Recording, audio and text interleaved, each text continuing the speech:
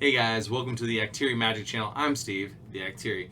Today we're going to be talking about a really popular commander. I'm sure she's no surprise to you, but let's talk about the best cards that you can be putting in your commander deck for Yuriko, the Tiger's Shadow. I just want to mention that I'm not going to be going over the ninjas because I feel like there's so few ninjas to begin with that you're probably going to already include them with Yuriko. So we're not going to be talking about them today, but we're going to talk about the best cards that are not ninjas in this list. All right, let's talk about Yuriko, the Tiger's Shadow. She is a 3-drop, 1 black, 1 blue, 1/3 Commander Ninjutsu. A black and a blue. Return an unblocked creature you control, unblocked attacker you control to hand. Put this card on the battlefield from your hand or the command zone, tapped and attacking.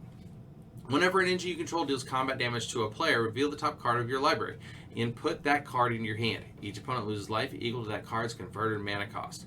This is really, really cool because we are going to be encouraged to play high cost cards, and you'll see where I'm going with this, and we'll talk about it here in a minute. But the honorable mentions today are kind of cool. I really like them. Let's talk about them. Honorable mentions are Ukima Stalking Shadow is a 3-drop, 1 black, 1 blue, 1 generic. Partner, Ukima Stalking Shadow can't be blocked. Sweet.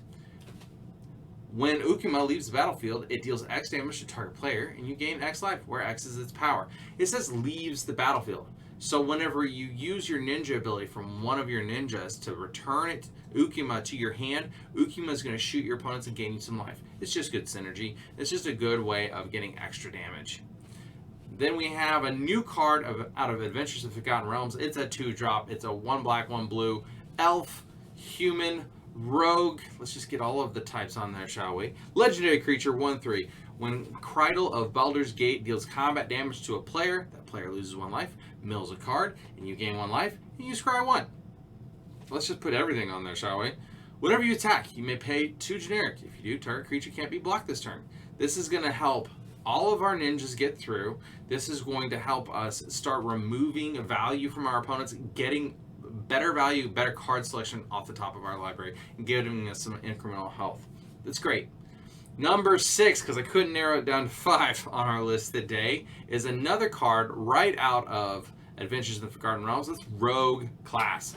A black, a blue, and it enters the battlefield at level 1. It says whenever a creature you control deals combat damage to a player, exile the top card of that player's library face down.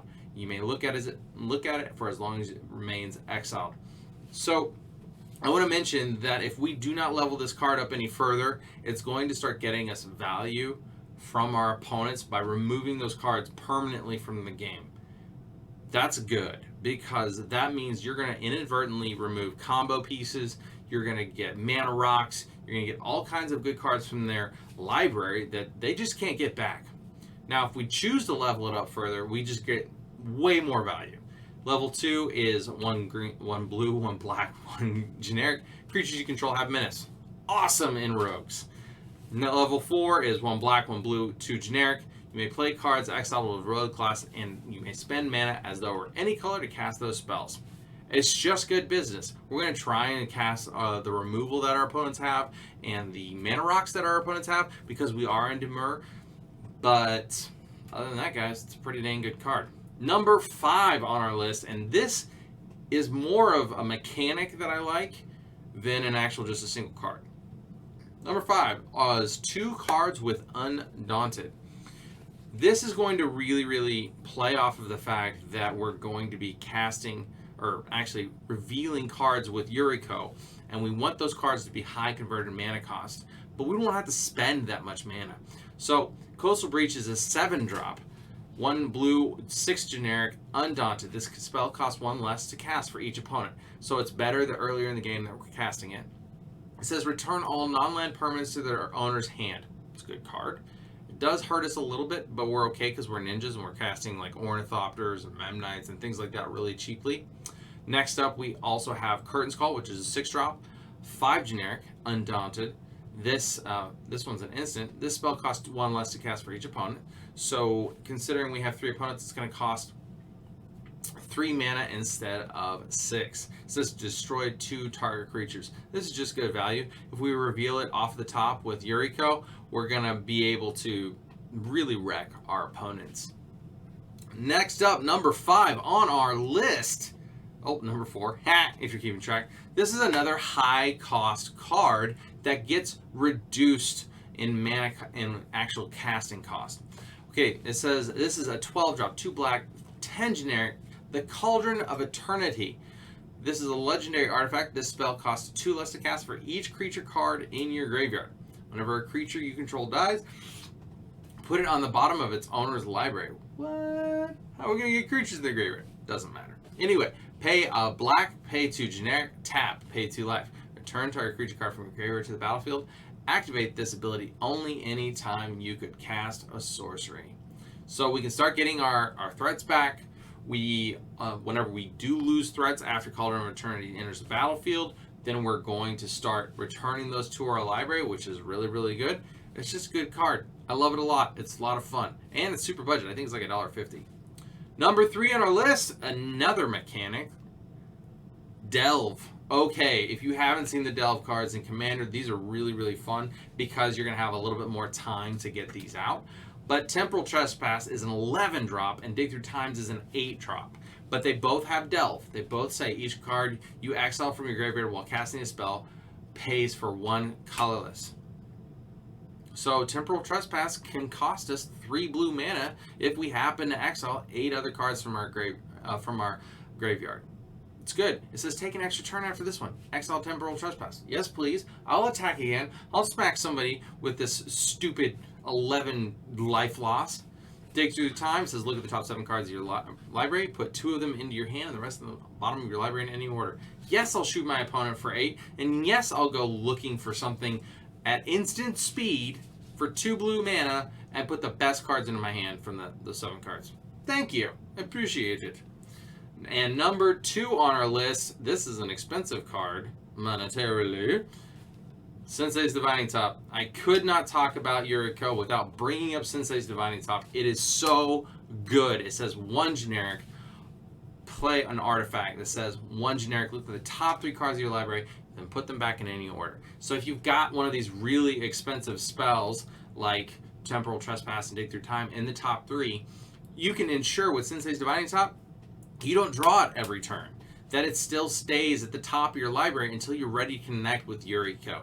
It's so good. It gets lands to the top, keeps those expensive cards on top of your library, and really gives you a better chance of timing whenever you really want to go and smack somebody with that Yuriko.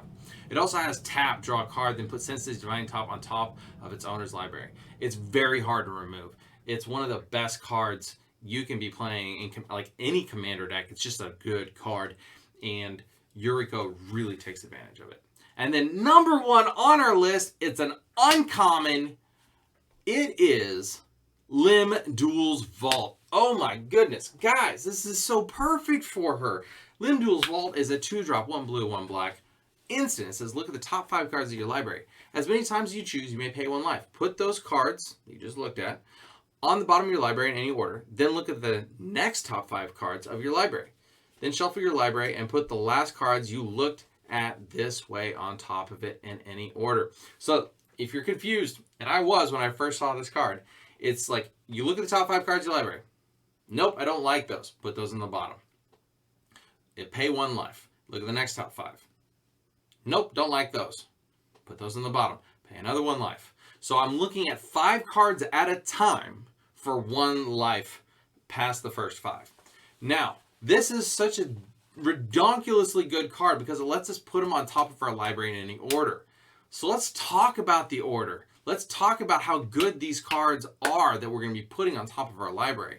The very first card that I'm going to go looking for with Lim Duels Vault is Temporal Mastery.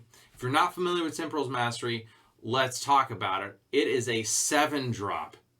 What? 7-drop. Take an extra turn after this one. Exile Temporal Mastery.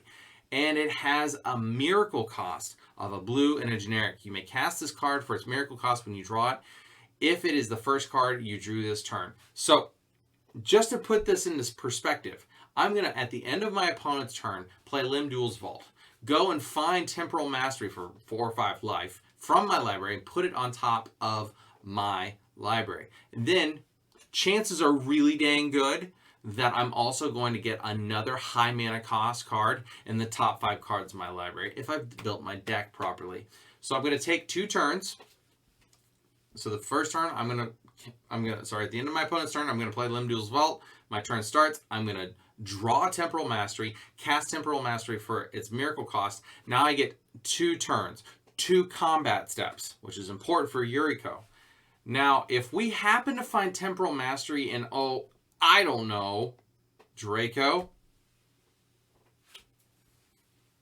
I'm going to go swinging at them with Draco, sitting on top of my library. Yuriko is going to smack them in the face, reveal Draco from the top of my library, and melt everyone's face for 16 life. Oh my goodness, that's so good. Additionally, we can put Temporal Trespass. If that happens to be, that's just the best. That's just the best case scenario. Temporal Trespass can be sitting on top of our library, and we take another turn. And we'll just keep using our Senseis Dividing top to keep stuff good on top of our library. And then we'll dig through time and etc. etc. Just so good. It's just going to melt people's faces. And it makes me want to feel like this is what we're doing to our opponent. Wham, wham, wham, wham, wham, wham, wham. I love this. I love it so much. Then Loki's face at the end. So stupid. Anyway, guys, thank you guys for coming out. Please like, share, comment, and subscribe. Let me know what I missed. Let me know what I should be including in my top 5, top 6 cards for each commander. You guys have a great day. I hope you guys enjoyed. Until next time, I'll see ya. Deuces!